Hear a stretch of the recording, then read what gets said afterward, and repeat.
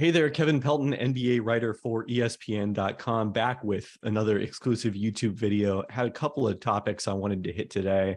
First off, we had the release of my offseason grades for the Western and Eastern Conference earlier this week. And I know the Utah Jazz getting an A grade, the only A grade in the West, drew some attention, including from my colleagues on NBA Today, and wanted to go into a little more depth here than I could even in that article to explain why I gave them an A. I think the first thing to look at is coming off of the loss to the Mavericks in the first round this year, it was going to be very difficult for the Jazz to get better. They're out several future first round picks. Their salary was in the luxury tax. They would have been limited to the luxury, to the taxpayer mid-level in terms of adding free agents this offseason. And there were just enough holes with their struggles with perimeter defense, the fact that they didn't really have that option to be a small ball player who can play 4 during the regular season, 5 during the playoffs, so that they can match some of these 5 out lineups that were having such success against them. And the fact that if you do that, well, you're taking Rudy Gobert, who's your best defender and one of your very best players, off the court. So you go throw all those things in there. This was a conversation that, I was having a lot with Tim Bontemps, Tim McMahon. They talked about it repeatedly on the Hoop Collective with Brian Windhorst. If you trade one of these guys in terms of Gobert and Mitchell, do you have to trade both of them? And obviously they haven't traded Mitchell yet, but what they did with the Gobert trade is, instead of trying to get, a couple of less good starters who maybe can fill some gaps on the perimeter, and you try to, maybe a less good center and a starting wing and try to figure it out that way. I mean, realistically, that team probably wasn't going to contend in the Western Conference anyway. Mike Conley isn't getting any younger at point guard. You look at all those factors, I think it was going to be almost a matter of time when they had to trade Donovan Mitchell if they had traded Gobert and just prioritized current NBA talent in return. So instead, they've kind of gone directly into that real rebuild, even though Mitchell is still on the roster right now. And now, instead of starting that rebuild at a pick deficit because of the first rounders that they're out in the future, one of which to Oklahoma City is pretty heavily protected for only a single year. So now if they're rebuilding, it looks very unlikely that the Thunder will actually get that pick. So the Jazz get to keep it. And then they add the 4 future first-round picks in the swap from the Minnesota Timberwolves, the first-round pick that they got from the Brooklyn Nets via Philadelphia in the Royce O'Neal trade. They're in just a way more favorable position before they've even traded Donovan Mitchell, who we think is their most valuable player. The other element of this is, look, if I had gone to you on June 29th, June 30th, because I think that Gobert trade happened on July 1st, and said, okay, hey, the Jazz, they're going to trade Gobert. They're going to trade O'Neal. They're prioritizing draft picks because they're going into a rebuild. How many first-round picks do you think they're going to get? I mean, your answer probably would have been what? 2, maybe 3? I mean, even when my colleague Adrian Wojnarowski was reporting the Gobert trade out and said they're getting multiple first-round picks, I literally typed that into a group chat. Okay, this probably means 2.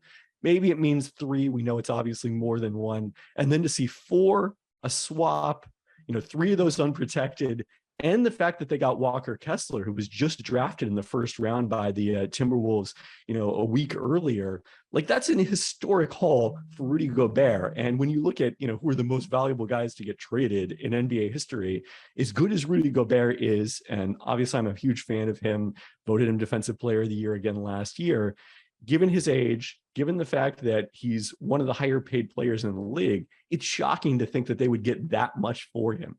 I mean, kind of similar, Royce O'Neal has a nice contract, but, the defensive end of his game had slipped a little bit. That was part of why the Jazz had the perimeter defense issues that they did. Getting a first-round pick for him, huge win. So, look, there's still a lot more work for the Jazz to be done. They've got this roster that really doesn't make sense at this point because in the Minnesota trade, they got a bunch of guards back. They're very heavy there. Don't have much at center or small forward.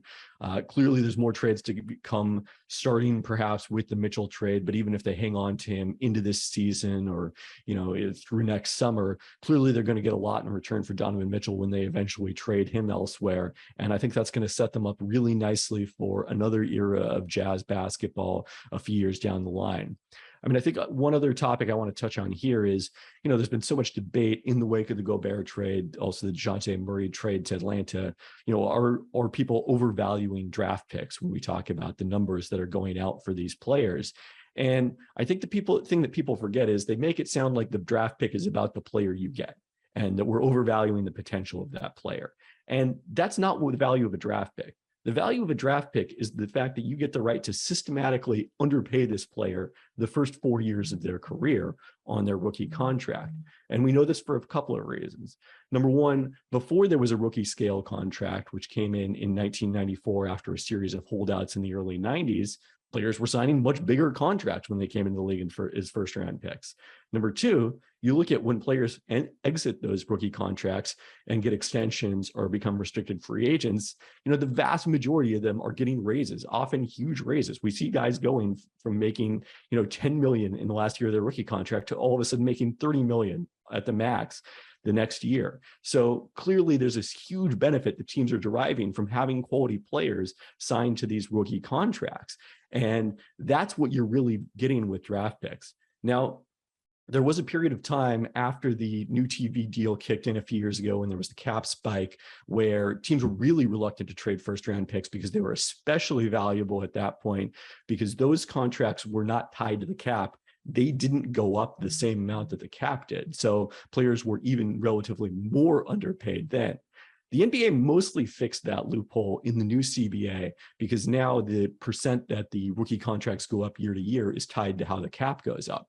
But there is a bit of a loophole there too.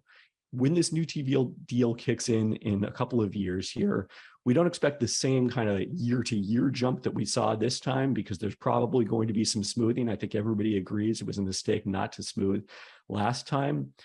But that's only going to be affect the first year's salary for these players. If the cap is rising, say, 15% year to year, the contract that you sign at the start of that is going to be locked in with smaller raises from year to year than that. So by the last year of a player's rookie contract, they're going to be really underpaid relative to where the salary cap is at that point if you draft them within the next couple of years here. So I think it's an especially valuable time right now to be loading up on first round picks, and it makes a lot of sense to be doing what the Jazz are doing. Thanks for watching ESPN on YouTube. For live streaming sports and premium content, subscribe to ESPN+.